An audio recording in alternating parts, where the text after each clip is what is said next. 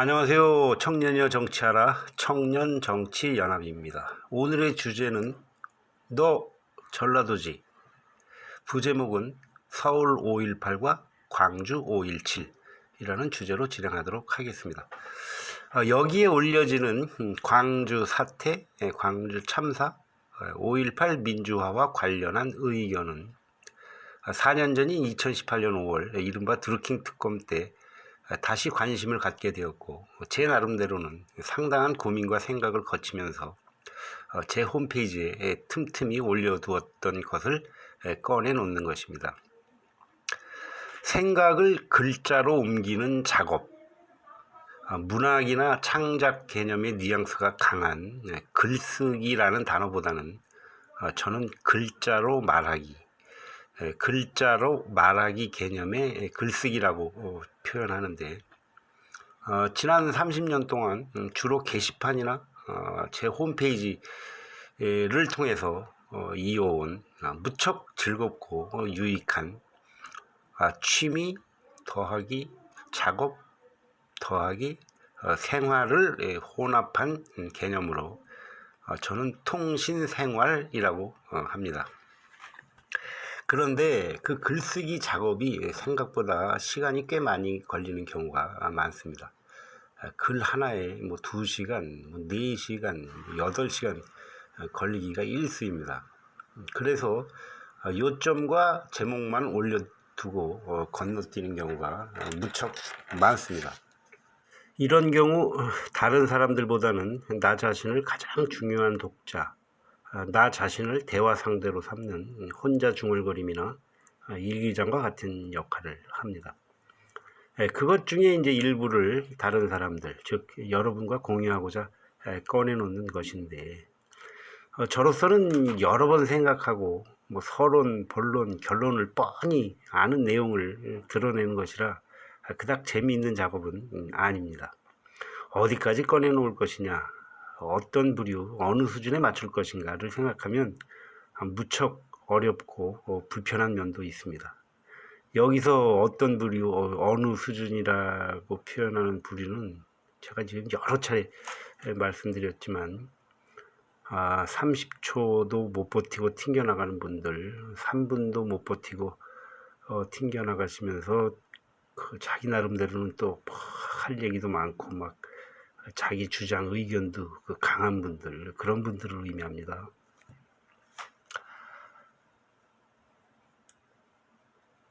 그렇게 2개의 동영상으로 올려놓고 나서 전에는 미처 파악하지도 못했고 생각하지도 않았던 새로운 현상, 즉 새로운 얘기거리라고 하기엔 조금 상황이 심각하고 중요하다고 할 수 있는 생각거리를 발견했습니다. 이 얘기를 할까 말까, 그냥 하려던 얘기나 마저 하고 말지 이렇게 망설이는 중에 울고 싶은데 뺨을 맞았다고나 할까, 어느 분의 훌륭한 댓글을 발견하고 거기에 답변을 드리고 이 글을 새로 쓰자고 마음 먹고 지금 올리는 것입니다. 그러니까 지금 여기부터는 과거의 생각이 아니라 새로운 글, 새로운 생각을 일단 끼워 놓고 나머지를 진행하도록 하겠습니다. 제가 원래 예정은 그 한동훈의 검사 퇴직의 글, 그리고 저 윤석열의 국회 시정연설, 이 2개를 주제로 해서 팩트, 상식, 싸가지, 3종 배틀이라는 글을 쓰려고 신이 났었는데, 광주로 우르르 몰고 내려간다, 뭔 노래를 같이 부른다더라 하는 뉴스를 보고서 온몸에 기운이 쫙 빠지더라고요. 거기에 한술 더 떠서 한동훈이도 함께 간다더라는 걸 보고선 뉴스 화면을 아예 꺼버렸습니다. 컴을. 그렇게 반나절씩 이틀 동안, 그러니까 만으로 치면 24시간일 겁니다. 자는 시간 빼고 반나절씩 이틀 동안 24시간을 이런 상태였고, 가까스로 벗어날 무렵에 지인과의 대화에서 제가 그 실토를 했습니다. 그리고는 국힘 윤석열 지지 성향 단톡방으로 달려가서 이런 얘기를 했습니다. 취임사 80점, 국회 시정연설 120점, 합계 200점 얻어놓고 광주 이벤트로 마이너스 201점 까먹어서 총점 마이너스 1점이다. 그리고 민주당 이재명 지지 성향 단톡방에 가서는 이렇게 고자질을 했습니다. 윤의 강제 이벤트는 악재 실책이라고 본다. 거기서 떨어진 표가 민주당으로 간다고 뭐 장담할 수는 없지만 그걸 잘 활용해서 경기도는 꼭 지키시라. 이렇게 저는 열불 나는 속을 일단 덜어놓고 제정신으로 돌아와서 나름대로는 이게 최선의 해법이 아닐까 생각해서 이런 의견을 국힘 윤석열 지지 성향 단톡방에 던져놓고 분위기를 살폈습니다. 이때 올린 의견은 5월 광주 치유와 통합, 5.17은 폭동이며 5.18은 그것에 저항하는 민주화 운동이었다. 폭동의 책임은 모든 국민이 분담하고 뭐 지금 가서 그때 뭐 저 잘잘못한 것 뭐 굳이 들쑤시고 따지지 말자는 의미죠. 여기 글자로는 안 담겼지만 공로와 위로는 그 시대를 살았던 국민들이 공유한다. 이거는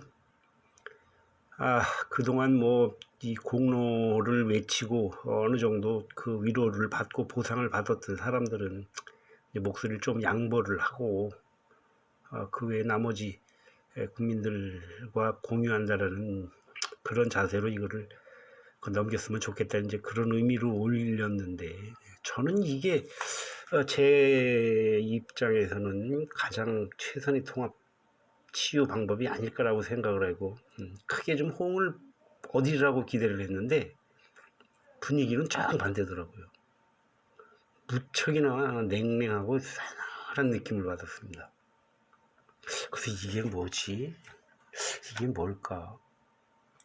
그러면 다른 분들은 어떤 해법을 바라는 걸까? 전혀 감이 안 오더라고요. 근데 그러는 중에 뭔가 짚히는 게 있었습니다.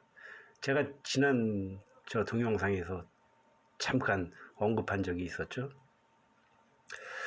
지금 제가 이전에 올린 관련 동영상이 2개가 있는데, 기억하라 5.17 역사 왜곡 편과 놀고 있네 편인데, 이게 저로서는 같은 얘기입니다. 앞으로 진행될 2-3편과 함께, 그게 이제 2편이 될지 3편이 될지 모르겠는데, 합계해서 4편 내지 5편의 분량을, 이건 저로서는 이 5편이 통째가 한 가지 주제, 한 가지 얘기거든요.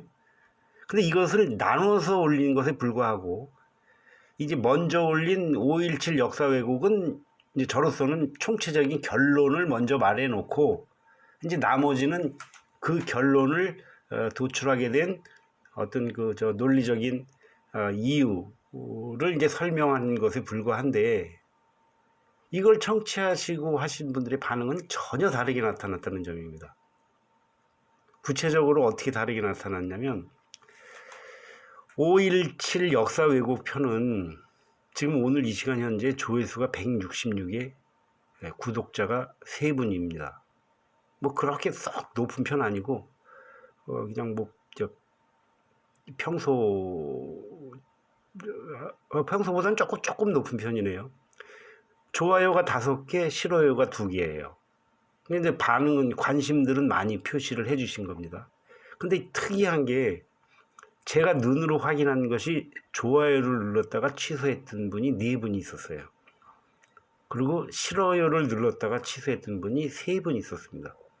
이 조회수 166의 영상에 7분이 좋아요를 누르기도 쉽지가 않은데, 이거는 7분이 생각이 완전히 뒤바뀌었다는 의미입니다.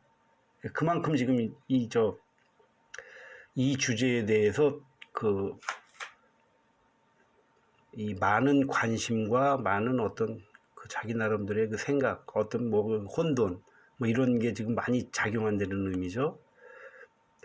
근데 이 놀고 있네 편은 조회수 대비 구독자 비율이 지금 제가 이 채널 개설하고 한 중에서 최고로 높습니다. 지금 2.86%로 조회수가 현재 488인데 구독자가 14분이에요. 그리고 거기에 좋아요가 27분, 싫어요가 4분. 이렇게 반응을 보인 영상이 없었습니다. 지금 이게 최고로 반응을 보이고 있다는 말씀입니다. 개설한 지 아직 5개월이 채 못 미치는 이 채널이긴 하지만 그동안 드나드신 분들이 가장 큰 관심을 보였던 최고의 이슈는 부정선거였습니다. 그리고 최근의 키워드는 아시다시피 검찰개혁, 국회 해산, 한동훈 등이었는데, 그런데 40년 전의 사건이 세간의 모든 관심거리를 제치고 최대 이슈로 등장했다? 저는 갸우뚱했습니다. 이 궁금증에 대한 해답을 놀고 있네 동영상 링크를 올린 단톡방과 밴드에 달린 답글, 즉 가장 밑바닥 민심에서 찾았다고 생각합니다. 답글의 구체적인 내용과 수위는 여러분의 상상에 맡기고 제가 올린 위로의 답글만 소개하겠습니다. 힘 없고 제정신인 대부분의 광주분들은 그렇지 않다고 생각합니다. 감정적 분풀이는 여기에서만 하시고 그 대신 밖에서는 평상심을 회복하셔야 합니다. 이런 그 위로의 답글을 올렸습니다. 제가 이 광주 5.18과 관련한 얘기를 유튜브에 올려야겠노라고 주변에 가까운 분들께 운을 띄워봤습니다. 뭐 한 분도 예외 없이 모두 펄펄 뛰며 말리더라고요. 그 주변 분들이 반대한 이유들 중에서 가장 수위가 높고 최악의 상황이라고 해야 되나? 하여튼 그 수준의 조언과 저 위에 답글이 수위와 그 내용이 거의 같다라고 보면 되겠습니다. 그런데 저는 이렇게 만류한 지인들의 걱정이 틀렸다, 그러나 틀리지 않았다, 이 두 가지 양면성을 모두 가지고 있다고 생각합니다. 그 지인들이 걱정한 일은 아직 벌어지지 않았고 저는 벌어지지 않을 것이라고 확신하기 때문에 그러니까 저 동영상을 올렸겠죠.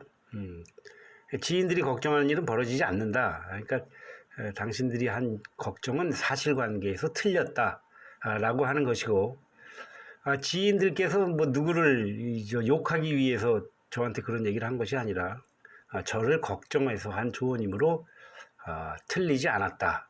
이 두 가지 양면성을 다 가지고 있다고 생각합니다. 마찬가지로 저 답글을 올린 분들도 마찬가지라고 생각합니다.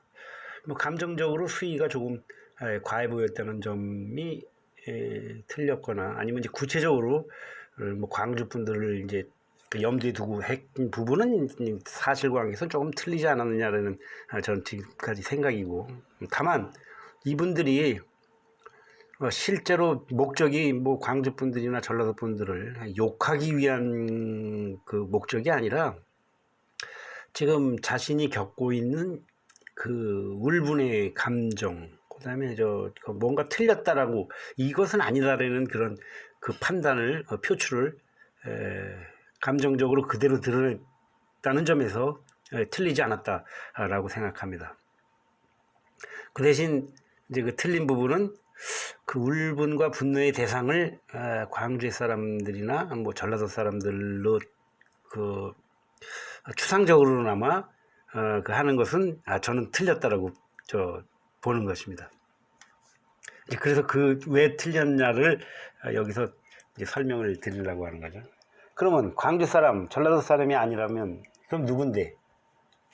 그것을 다시 세밀하게 살펴보고 따져보자는 것이 바로 이 글의 핵심입니다. 그때 당시에 40년 전 당시에 광주에 살던 사람일까요? 아니면 광주에 있었던 사람일까요?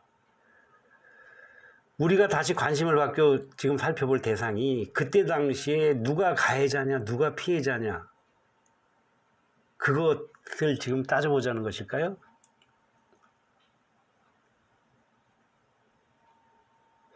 바로 이것이 함정에 빠져드는 것이라고 저는 단언합니다. 40년 전의 사건이 지금 다시 이렇게 큰 반향을 몰고 오는 본질이 절대 아니라는 점입니다. 저의 경우를 살펴보면 이러한 의혹, 어떤 이러한 그 감정적 그 불편함, 이런 것이 발단이 된 그 시작으로 돌아가서 그때 새로 시작된 새로운 사건으로 봐야 한다고 생각합니다. 다시 말씀드리면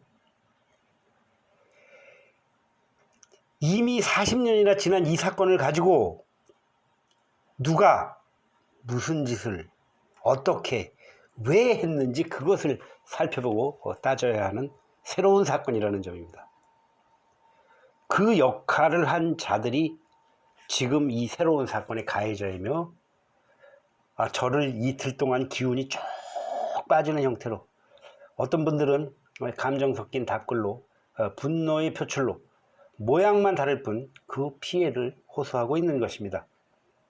40년 전의 사건에만 또는 광주에만 전라도에만 시선을 뺏겼다가는 엉뚱하고 억울한 피해자, 희생자를 또다시 양산할 수 있으며 그 위험의 최일선에 처한 사람들이 바로 오늘 제가 제목으로 쓴 너 전라도지, 너 광주지, 바로 그렇게 힘은 없지만 제정신을 유지하고 있는 분들이라고 생각합니다. 이렇게 증언으로 외치고 우리에게 도움을 해서 호소했던 이들이 있습니다. 제가 석 달 전인 2월 21일 광주의 왕따 편을 올렸는데 거기에 주인공으로 등장하는 분들이 대표적인 사례입니다. 광주의 왕따 편을 꼭 참고해 주시고 그 주인공에 해당한다고 생각되시는 분들은 그렇다, 나 광주의 왕따다, 어쩔겨, 난 전라도의 왕따다, 어쩔겨, 이렇게 당당하게 외쳐주시기 바랍니다. 그 말문을 가로막고 하는 것이 저는 실체가 아니라고 봅니다. 제 주변에 지인들이 가로막고 나섰거나 아니면 이제 저렇게 감정적인 울분을 표출하는 분들이 실제로 여러분들의 어떤 의사 표현이나 그것을 가로막거나 할 의도가 있는 분들이 아닙니다. 여러분들이 오히려 자신을 가지고 자신들의 불편함, 불만 요소, 피해 요소, 그것을 오히려 당당하게 외쳐주셔야지 이 문제가 해결되는 것이라고 생각합니다. 지금 시간 꽤 됐죠? 중언부언 많이 한 것 같은데 일단 좀 부족하더라도 오늘 여기까지 하기로 하고 다음 편에 또다시 계속 이어가도록 하겠습니다. 함께 해주신 여러분 대단히 감사합니다.